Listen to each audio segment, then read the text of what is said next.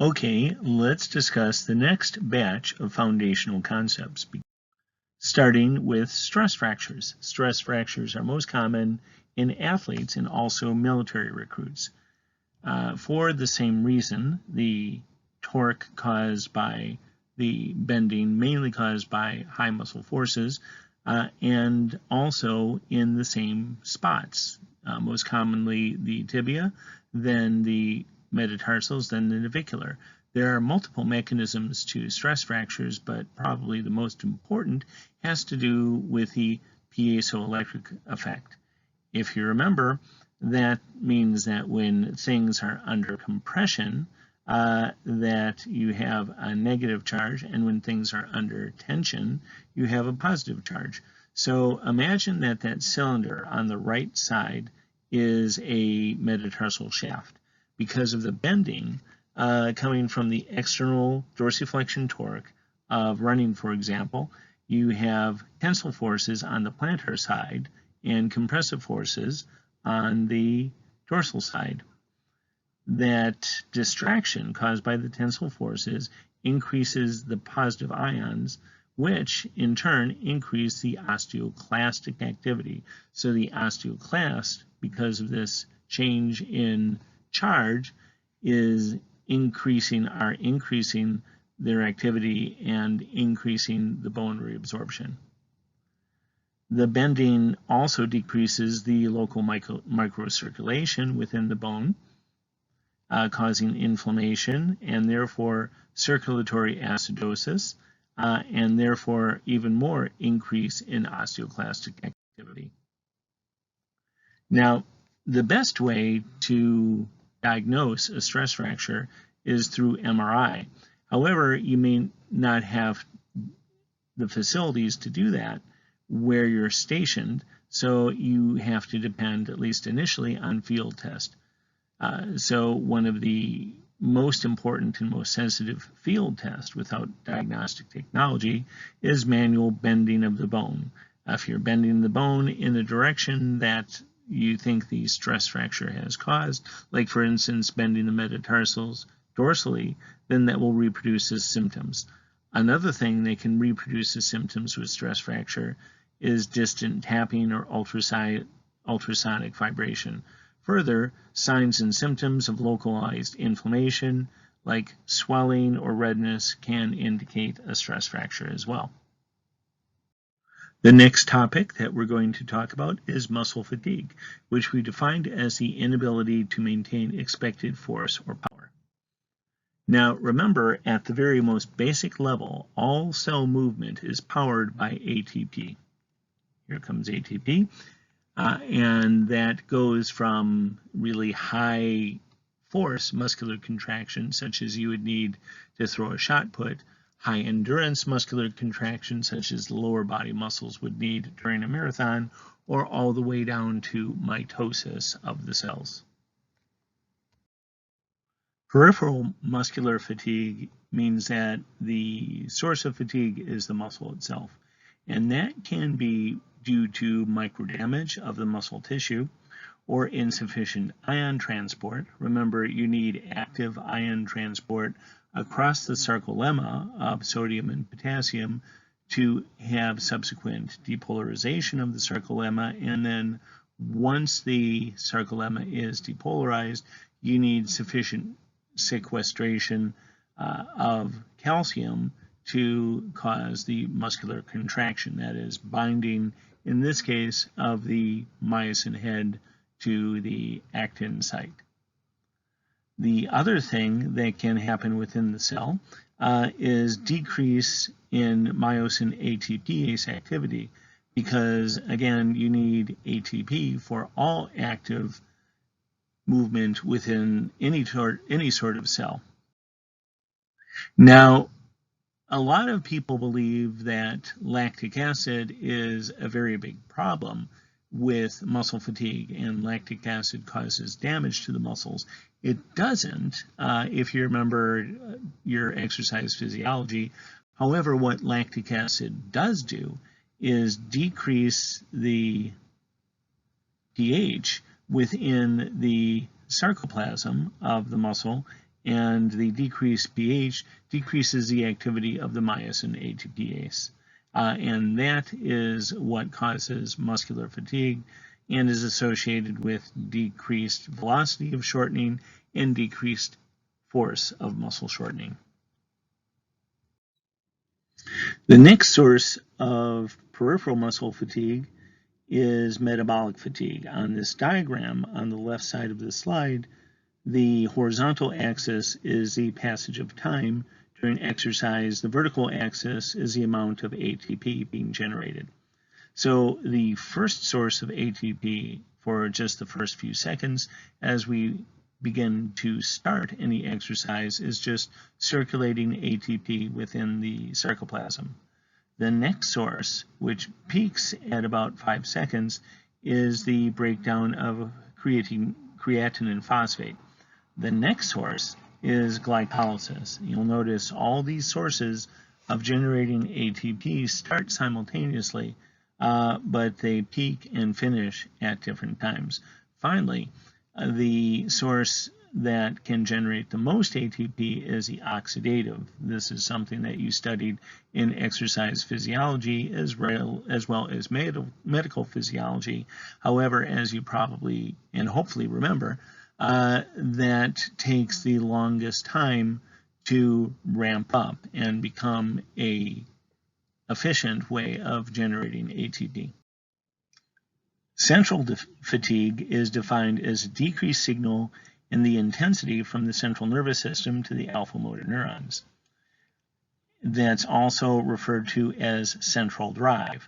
So when we cannot maintain a muscular effort because it just hurts too much, then the lack of the ability to generate that muscular tension is due to a failure of central drive. This can be measured as seen in the diagram on the bottom underneath the photo. So what is going on here is comparing muscle isometric torque to EMG output during that same contraction. As you see, the isometric torque peaks at about 22 seconds and then is really decreased by 45 seconds. However, the EMG signal really does not decrease. So what is going on here, or what this diagram is demonstrating, is a decrease of torque because of peripheral fatigue rather than because of central fatigue. Topic. As you remember already, rapid eccentric muscle activation is the kind of muscular activation that causes the highest musculotendinous tension. As such, it is what you might call a double-edged sword. On the one hand, it's the type of muscle contraction that is the most likely to cause damage to the muscle or tendon, but on the other hand, applied at the right dosage, it's the best at causing adaptive changes, hypertrophy, increased sarcomere length, muscle and tendon thickening, the things that are going to protect us from injury. So it can be very helpful, but you have to apply the right dosage. Now, when muscle injury happens during sports activity or practice, it's usually due to fatigue, because fatigue decreases the ability to generate tension and decreases tissue stiffness due to the preceding cyclic loading. In a word, muscle injury or tendon injury happens when tension demands exceed tension generating ability.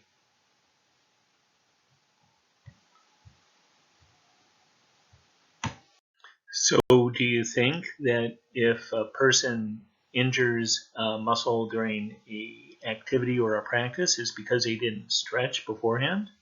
I'll give you a hint. The answer is no. Stretching doesn't help decrease the likelihood of injury, although there are activities where it'd be important, like for instance dance, gymnastics, figure skating, a few other things where a high degree of muscle length is really one of the requirements of the activity. But in order to decrease the likelihood of muscle or tendon injury, really the important thing is adaptation. And adaptation is what happens in training before that practice or competition. Let's start out by talking about something that we've all experienced. Micro damage to the proteins within the muscle cell might include damage to titin, which is an elastic fibrous protein. It's what holds the myosin myofilaments to the Z-disc within the sarcomere, or damage to the myofilaments themselves or the sarcoplasmic reticulum. If you're working with children who are training for an event, and I've done this, for instance, working with children training for a marathon or half marathon, what you need to be on the lookout for, especially, is apophysitis, because the muscle strength can increase because the muscle diameter increases much faster than the apophysis or the tendon strength increases. Now, I know that you guys are really smart, and I know that you can read, and I also believe that this part is review, so I'll just let you read this until we get to something that requires a little bit more thought, and then we'll actually discuss it. Okay, so now there's something that is rather interesting to think about. As long as the connective tissue envelope of a fascicle remains intact, then muscles can heal all the way, even in the presence of a third-degree injury. So what happens is that, of course, there's inflammation, which causes necrosis of the interrupted muscle fibers. That's true even in a grade 2 or grade 1 muscle fiber. The chemical triggers of healing cause first angiogenesis, fibrogenesis, which is the formation of the scar tissue, and then myoblasts, and sometimes myoblasts come from stem satellite cells, burrow their way through the scar tissue and will mature eventually into functioning muscle fibers. So if you're working with a patient who has a muscle strain, then the first thing to do is immediate immobilization to allow bridging and granulation tissue. This is for a patient who has a muscle strain where you believe there's been interruption of the muscle fibers. Within a few days or after a few days of immediate immobilization, you start with early mobilization for the alignment of the collagen fibers. So you don't get collagen fibers, a disorganized web of collagen fibers sticking things together in a way that is unproductive, but you get the collagen fibers aligning against the natural movement that the muscle will have to resist. You can do this just through natural elongation. For example, if a patient has a hamstring tear, you just have them do knee extension for as far as they can comfortably. This is a recommended regimen for somebody who has suffered a severe muscle strain. Start with the rest, ice, compression, and elevation for the first 4 or 5 days. Then from 4 or 5 days up through week 2 or 3, depending upon pain, swelling, and other symptoms, working just active range of motion, such as we had described before, to help with the alignment of the collagen as it's being laid down, and then progress to high repetition, low resistance type exercise. The reason for that is with low resistance, we have a lower musculotendinous tension. And then progress to isokinetic exercise. Isokinetic is not common anymore. It was common about a generation ago, but fairly elaborate machines that can allow concentric exercise only. So for instance, you might have concentric, and most commonly working the knee with concentric quadriceps and concentric hamstrings, concentric knee extension, concentric knee flexion. Remember, with concentric exercise, the musculotendinous tension is lower than it is with eccentric. Progressing to isometrics, remember the strongest isometric contraction is stronger and has a higher musculotendinous tension than the strongest concentric exercise. And then finally advancing to slow speed eccentric and finally rapid eccentric. And one of the things that I'm really interested in talking with you about is the effect of surface and how we can manipulate surface for rehabilitation of muscle and tendon injuries. The use of surface for a dancer who had had an Achilles tendon injury. First, once full range of motion and static strength and control have been achieved, we can start with the target activity, dance in this case, but without any high-speed motion, such as you see in the video here.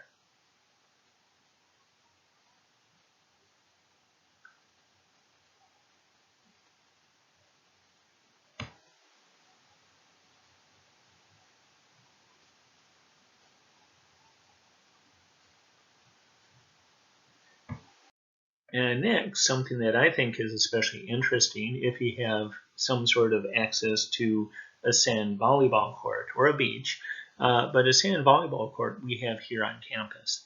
And so we are going to do allegro, which means quickly.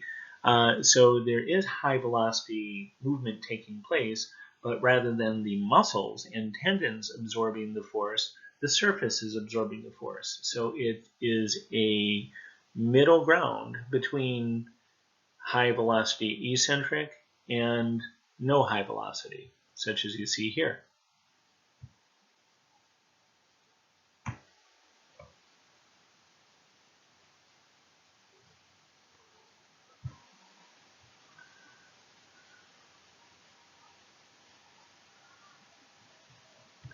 And the next phase would be doing high velocity movements on a force absorbing floor. So not as soft as something like the soft sand, not a completely damping surface, but relatively damping to a very hard surface. And this is the type of surface that dancers usually rehearse on. It has a little bit of give to it so that the full force of the landing is not absorbed by the muscles and tendons through eccentric contraction. A little bit of the force is absorbed by the floor. If they are able to return to this successfully, I would also recommend, and this would be true of dancers or athletes, that they do it on a non-force absorbing surface, on an absolutely force returning surface a couple of times a week. Again, very carefully grading the dosage so that they don't hurt themselves, because remember, as we were describing before, the rapid eccentric contraction is very strong medicine, but has to be applied gradually and has to be applied in very measured dosage. So this is what the allegro on the sprung floor looks like.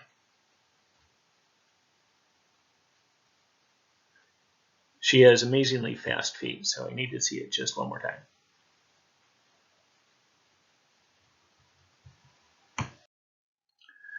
Final topic of this foundational unit. The things that a training cycle should have, or training should have, include the following. Now, I'm not going to explain each and every one, but there are just a couple things that I want to concentrate upon. So I'll just go through these. You know what specificity means. Now, overload is actually really important, and I think perhaps something that is not understood enough. Some people will do the same thing over and over again and not make gains. In order to make gains, gains are the effect of adaptation. And in order to have adaptation, you have to have overload. You have to challenge the system, be it cardiovascularly, so far as muscular strength, muscular endurance. Another thing that is probably not appreciated enough in the United States is rest and recovery. And in fact, we're going to talk about it a little bit over the next few minutes, but it's probably the lack of rest and recovery that are the main factor that causes overtraining syndrome. Progression, maintenance, that usually when somebody is in season, that the exercise training that they're doing is an attempt to maintain their fitness and maintain their strength, maintain their power, because they aren't going to have the extra energy that they need to actually make gains most of the time. And probably the most difficult thing for all of exercise training is individualization. However, is potentially really important. We're going to talk about why that is over the next few minutes. I would imagine that a lot of you have trained for a half marathon or perhaps a full marathon, in which case you're familiar with periodization.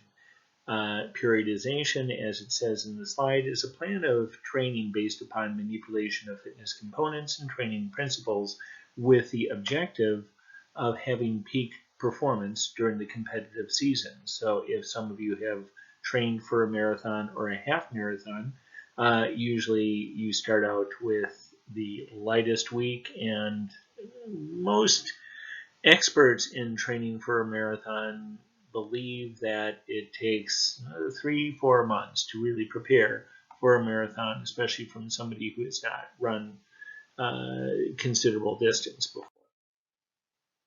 Now, the training cycle is described usually to have 4 phases: the general preparatory phase, or the off-season. Now, a couple of generations ago, the off-season really was the off-season, because football, baseball players didn't make enough money to actually do nothing over the off-season, so they were car dealers or professional wrestlers. And they came into the preseason really out of shape. Now, since athletes at this level, being an athlete is their main job, they are working on fitness goals in the off season. And you can really see a lot of times when an athlete has really been serious about working on its fitness goals, although most of them have. The preseason training is also called the specific preparatory. And then the competitive cycle is meant, as we were describing before, for maintenance of fitness, both cardiovascular strength, muscular endurance. And then finally, the transition phase, which is active rest. Almost always, athletes will have some minor injuries, those that don't have major injuries by the end of the season. So they are resting certain body segments while working on conditioning and strengthening of other things. I mentioned Mark Colson, and hopefully you'll have a chance to meet him at some point, but the way Mark put it is, just because your shortstop is injured and can't play, that doesn't mean that you should rest the whole team. Within the developmental or preseason phase, there are a couple of subphases. First, the fitness objective of developing an aerobic base, sport-specific strength, and then the gradually progressive phase coming toward the season, which may include shock. Shock is also called overreaching, and this is very intense exercise, very occasionally small bouts, but very intense exercise, followed by several days of rest, which allows recovery. And what is documented by doing this very intense exercise, much more intense than is usually part of the training program, is that as long as sufficient rest is allowed afterwards, then supercompensation, really sudden increase in strength or other fitness objectives, can be achieved. As we described before, during the competitive cycle, the objective is maintenance of those fitness goals, and then the tapering, where the objective is rest and regeneration, and sports-specific rehabilitation. This is an idea that is important for just about any patient, be they an athlete or be they a 75-year-old with total knee replacement, that there is a correct dosage of exercise indicated by the peak performance relative to the amount of exercise. There is an amount of exercise that is suboptimal or undertrained, and then an amount of exercise which actually can cause overtraining, which is very bad. and we'll talk about that over the next few minutes. There's an amount of exercise that is overreaching, which may be done occasionally and carefully in the preseason in the case of an athlete. Now, the interesting thing about exercise dosage is that it accommodates and changes. So first of all, the amount needed to achieve adaptation is greater, and the whole curve has shifted to the right. So what used to be optimal is now undertrained, and what used to be overreach is now optimal, as you see, but it's still a curve. There's still an amount that is insufficient to achieve the goals that we seek. There still is an amount that is optimal, and there's still an amount that is really super optimal and will do more harm than good.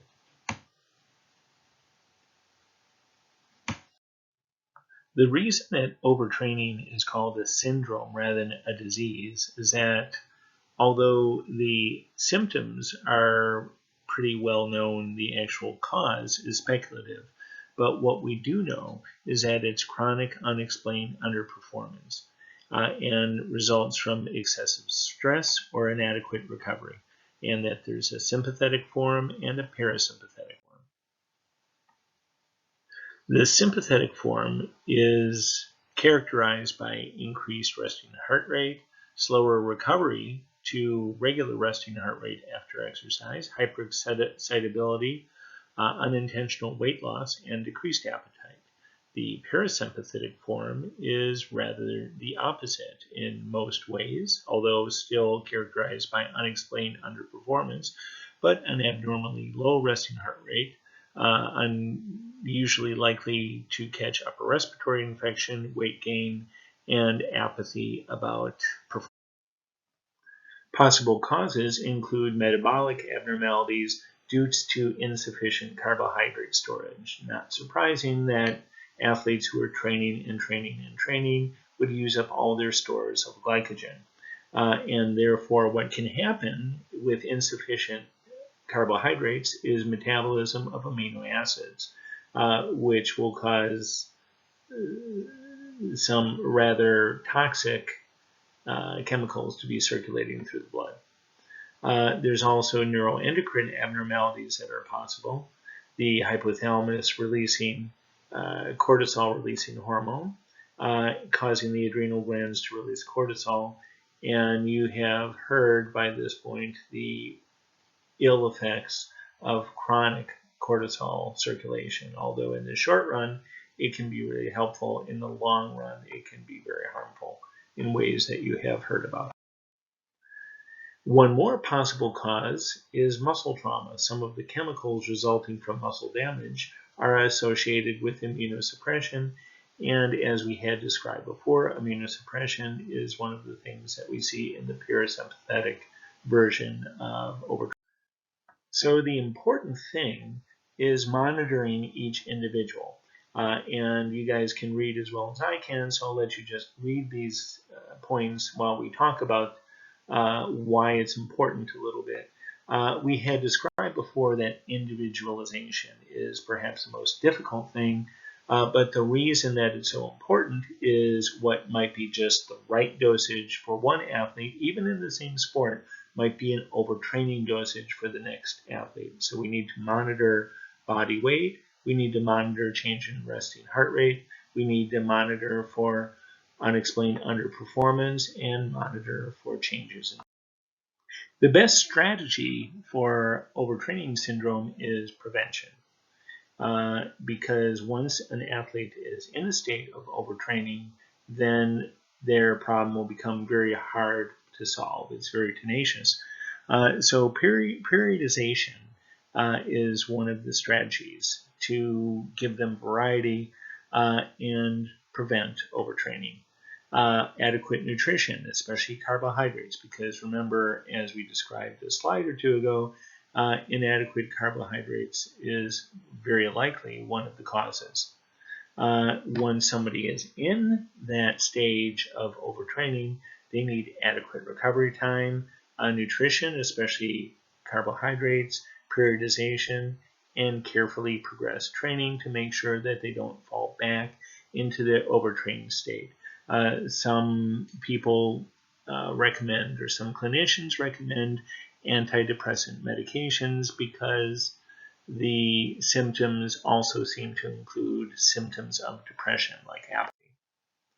Okay, now the opposite of overtraining is detraining, and perhaps a problem that some of us are facing now after spending so much time at home. Hello. Detraining is really relative to an individual, both their previous and their target performance. When I was a freshman in college, I ran my first 5-mile run. And I was really excited for it. And I started building up to that 5 miles. I had a friend, Steve Lakey, who was a very proficient cross-country runner, and asked him how he was training for his 5-mile run. And he said, yeah, 5 miles, I don't need to train for that. So for him, he did not. For me, I definitely did. Anyway, the rapidity of detraining depends upon the system and the task. The system that becomes detrained most rapidly is the cardiac, cardiopulmonary fitness. As you see, you'll begin to see deleterious effects of lack of training in 2 to 4 weeks. The cellular metabolic, of the mitochondria to make ATP will begin to diminish after 4 to 12 weeks of detraining, and the neuromuscular, or the strength, is actually the most resistant to detraining. When a strength athlete stops training, you may actually see improvement in performance for up to 2 weeks. But definitely by the 12th week, we see the actual cellular results of detraining.